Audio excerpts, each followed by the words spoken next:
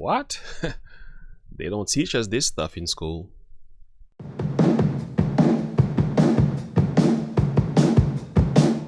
Hello friends, welcome to Look and Live. You are here with Pastor James Devalan, and this is another reaction video to Thomas Sowell.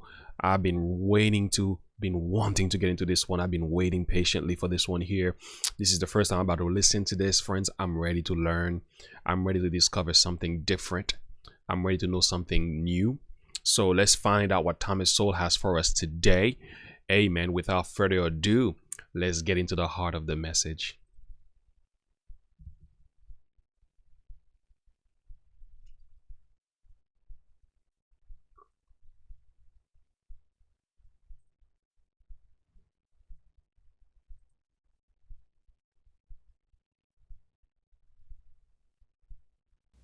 The instrumental use of the history of slavery today also underlies the claim that slavery grew out of racism.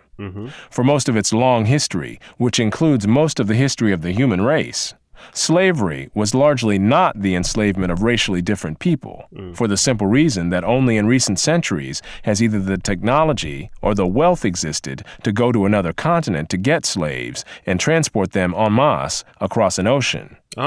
People were enslaved because they were vulnerable, not because of how they looked. The peoples of the Balkans were enslaved by fellow Europeans, as well as by the peoples of the Middle East, for at least 6 centuries before the first African was brought to the Western Hemisphere.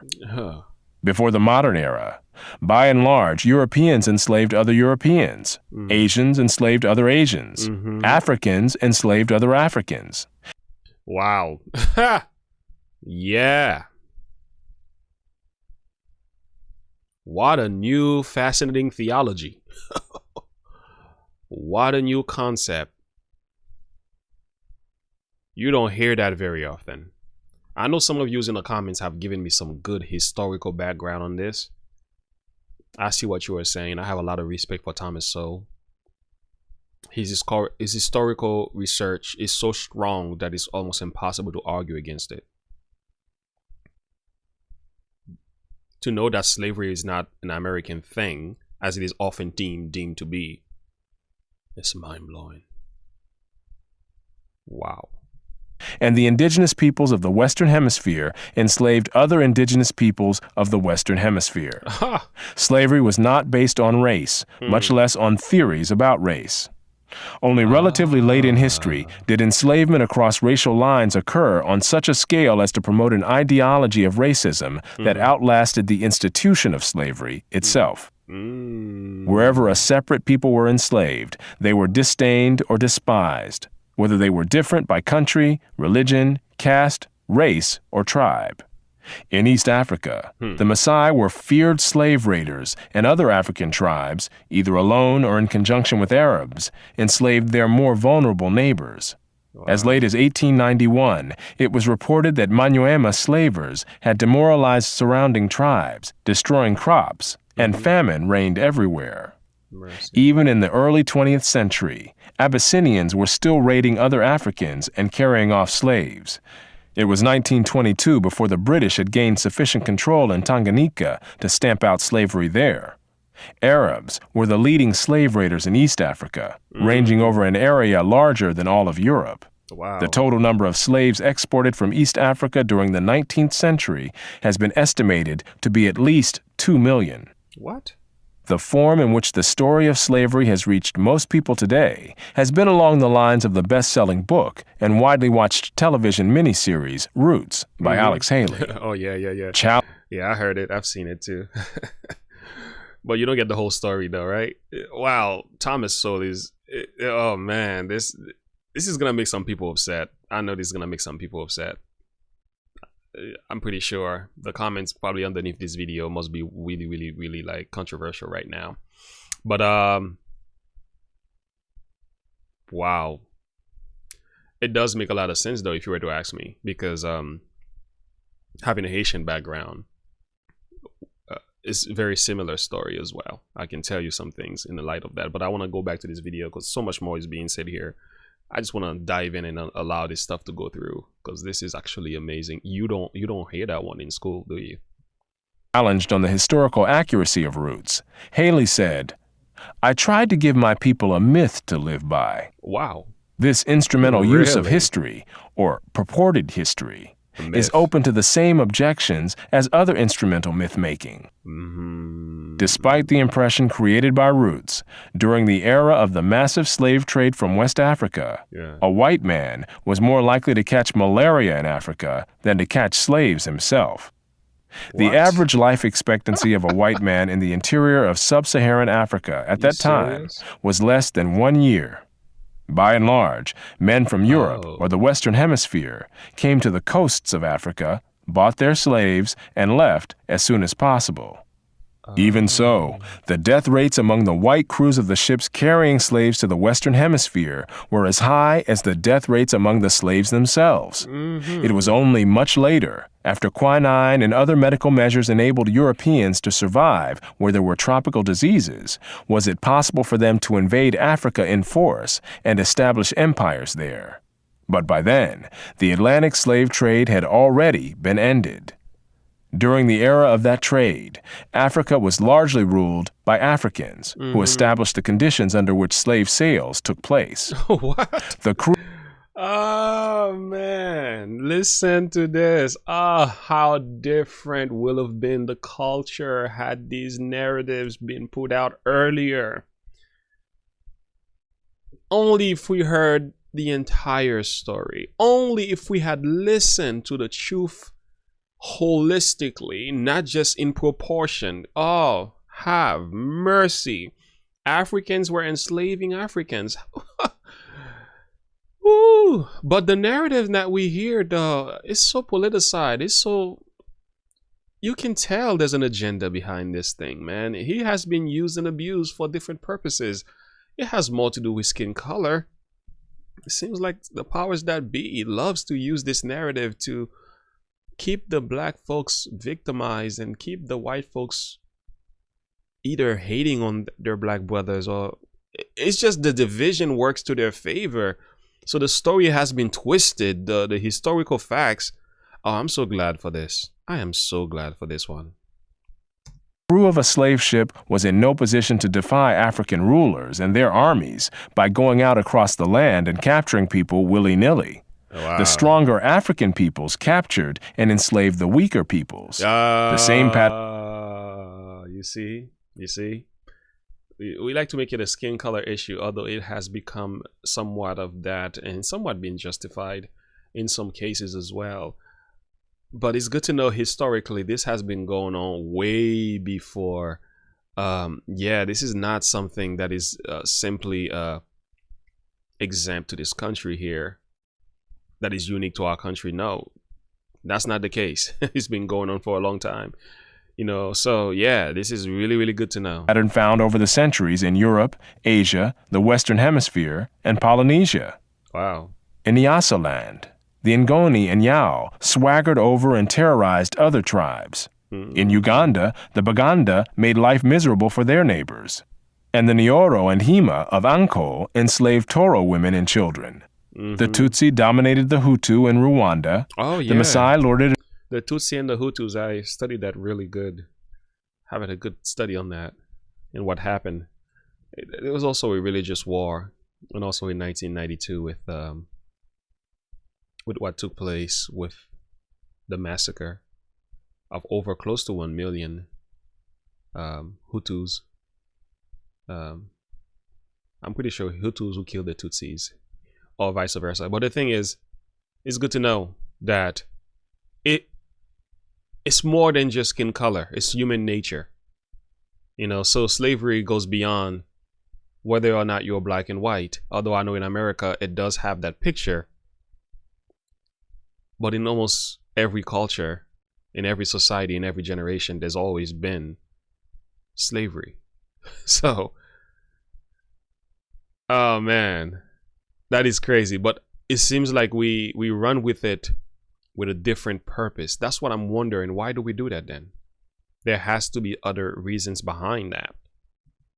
over the Kikuyu and Kamba, and the latter, in turn, held the Indorobo in a kind of serfdom.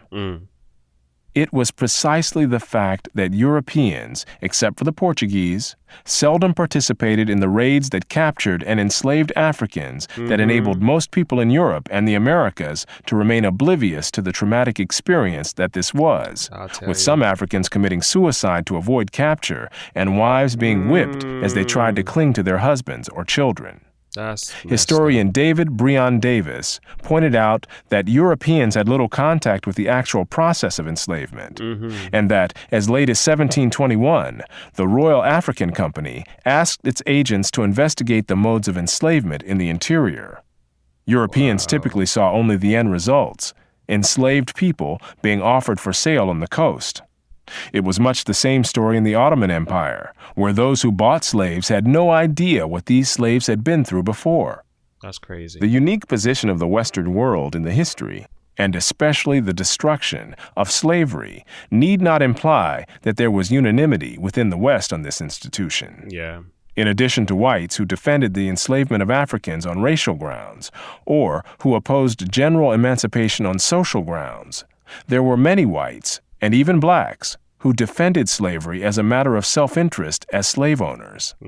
Although most black owners of slaves in the United States were only nominal owners of members of their own families, there were thousands of other blacks in the antebellum South who were commercial slave owners, just like their white counterparts. Yeah.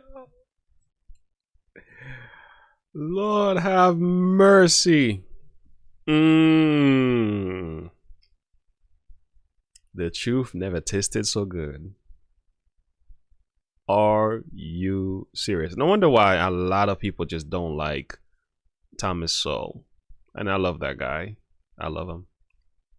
Because he speaks about it.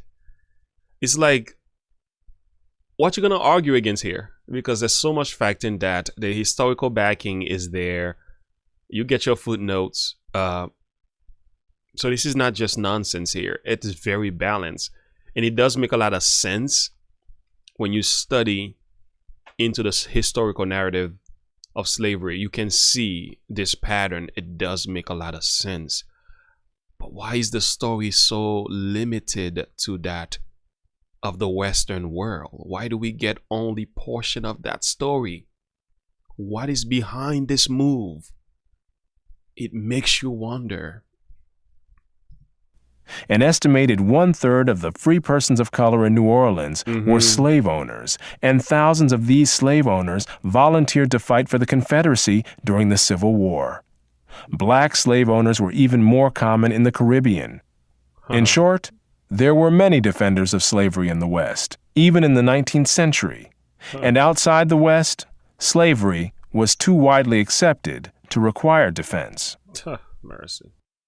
No other nation ended slavery in the same way as the United States did, and few ended it after so short a struggle, as history is measured. How and why did slavery end in most of the world? There were two major processes. Over the centuries, as more and more territories around the world consolidated into nation-states with their own armies and navies, raiding those territories to capture and enslave the people who lived within them became more hazardous in itself, and also risked military retaliation against the countries from which the raiders came. Thus, more and more peoples became off-limits to slave raiders over time. Put differently, the areas which remained subject to slave raiding over the centuries were primarily those where the people lived in smaller or weaker societies. Such societies continued to exist where it was difficult, for geographic or other reasons, to consolidate large areas under one government. This was true of the Balkans, the backwaters of Asia, and much of sub-Saharan Africa. By the early modern era, sub-Saharan Africa, with its numerous and severe geographic handicaps, was one of the last remaining areas from which vast numbers of people could be enslaved. Wow. You kidding me? Yeah, why is it that we don't hear this narrative in our schools? Isn't there a reason for this? To keep us divided, possibly? To keep the black race angry at his Caucasian brother?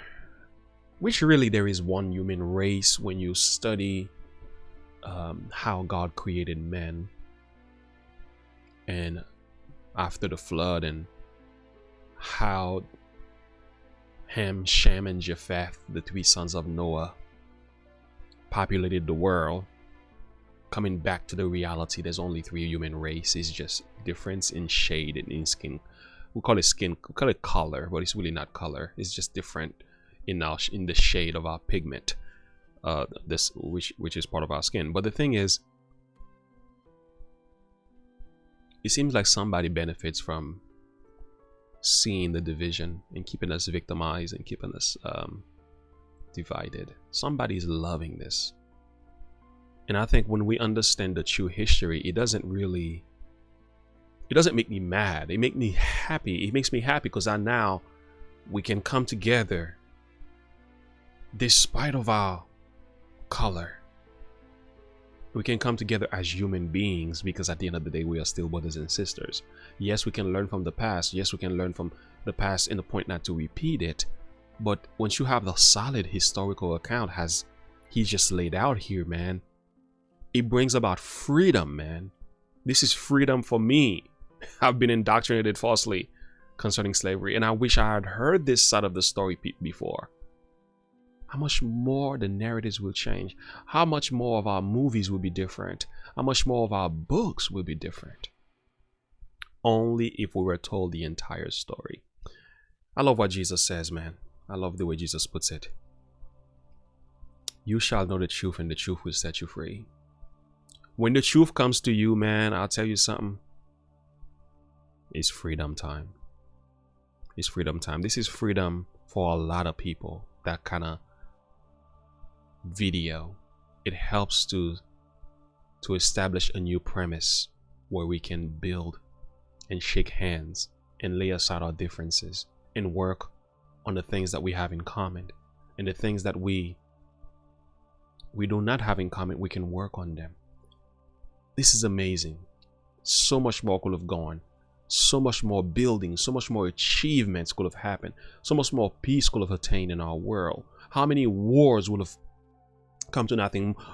How many of our societal issues would have ended had we received the proper education on slavery?